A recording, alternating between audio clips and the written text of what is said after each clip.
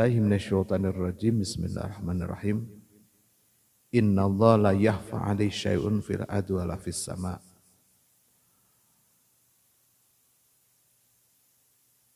Sesungguhnya bagi Allah tidak ada satupun yang tersembunyi di bumi dan tidak pula di langit. Jadi segala sesuatu itu pasti akan diketahui oleh Allah Subhanahu wa taala.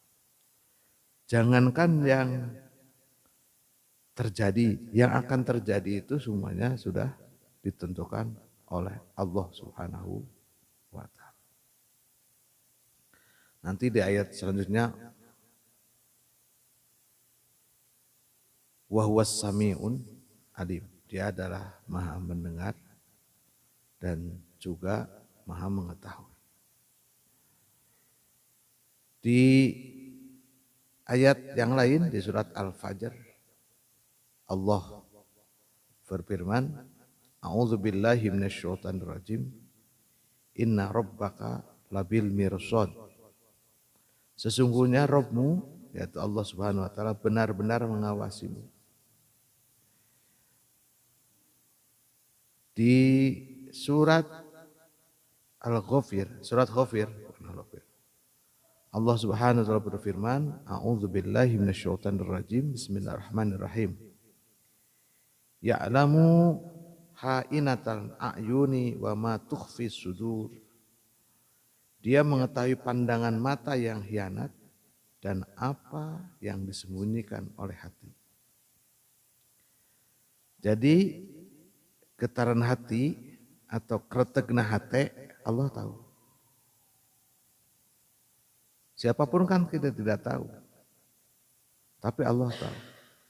Itu baru gerentasnya hati saja. Tanpa diungkapkan melalui mulut, melalui ucapan, itu tahu. Apalagi yang kita nulis di WA. Gak jadinya Allah tahu. Apalagi jadinya. Pesan WA yang sudah mau dikirim banyak. Terus gak jadi dikirim, terus dihapus oleh kita. Itu Allah tahu, sudah pasti. Orang jalan pikirannya manusia saja. Bukan manusia, semua makhluk itu Allah tahu. Jadi kita harus yakin bahwa gerakan yang kita lakukan ini semuanya adalah kehendak Allah Subhanahu wa taala. Maka jangan sampai luput kita untuk selalu mengingat kepada Allah Subhanahu wa taala. Jangan sampai luput bahwa semua apapun yang kita lakukan, apapun yang kita ucapkan itu dalam pengawasan Allah Subhanahu wa taala. Maka saudaraku sekalian yang dirahmati Allah Subhanahu wa taala, sifat dan sikap muraqabah ini merupakan sifat yang harus muncul pada diri kita. Harus muncul dalam diri kita. Sebab kalau sifat dan sikap muraqabah tidak muncul di dalam diri kita, nanti kita bisa kongkal-lingkong.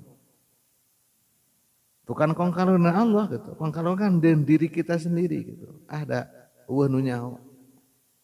Kan nggak ada yang tahu. Maka tatkala sudah Adam menyatakan diri tidak ada yang tahu, maka kita bisa berbohong. Maka kita bisa berbuat semaunya kita. Karena tidak ada yang tahu. Itu merupakan sebuah kunci agar kita hidup selamat dan insya Allah jauh dari dosa. Dijamin kalau kita punya sifat muraqabah. Nah itulah sifat-sifat kenabian. Nabi itu selalu muraqabah, makanya Nabi ma'sum. Sifat ma'sum itu tidak tumbuh begitu saja tanpa ada sifat muraqabah. Jadi kalau kita, apakah kita bisa ma'sum? Ya tidak ada, kita bukan Nabi.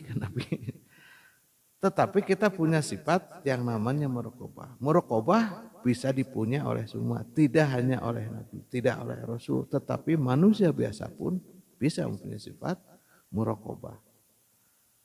Yang merasa diawasi oleh Allah Subhanahu wa taala. Sejatinya saudaraku sekalian yang dirahmati Allah Subhanahu wa taala, Allah itu sudah memberikan rambu-rambunya.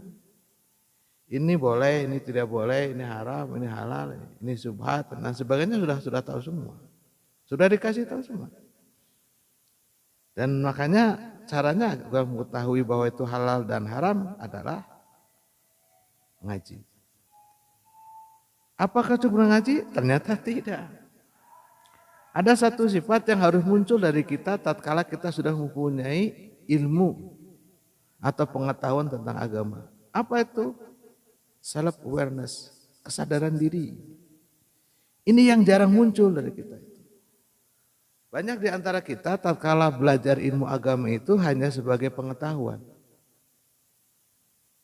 Jadi sebatas tahu, kan sudah sering disampaikan di pengajian ini bahwa ilmu agama itu tidak hanya sebatas untuk diketahui, tidak hanya sebatas untuk didiskusikan, tidak hanya sebatas untuk dihafalkan, tetapi yang penting adalah untuk diamalkan. Nah, self awareness ini harus muncul pada setiap muslim tentang ilmu-ilmu keagamaan. Makanya landasi tatkala kita belajar ilmu agama itu adalah bertujuan untuk taat kepada Allah Subhanahu wa taala. Bukan untuk menjadi pintar, pintar mah gampang. Untuk pintar itu gampang. Jangan dikira Pak, yang namanya ahli hadis itu adalah orang muslim. Ada ahli hadis itu non muslim. Dan kitabnya menjadi rujukan.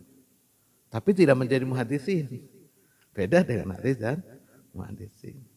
Kalau muhaddisin adalah orang yang menghafalkan hadis untuk dilakukan, untuk dilaksanakan.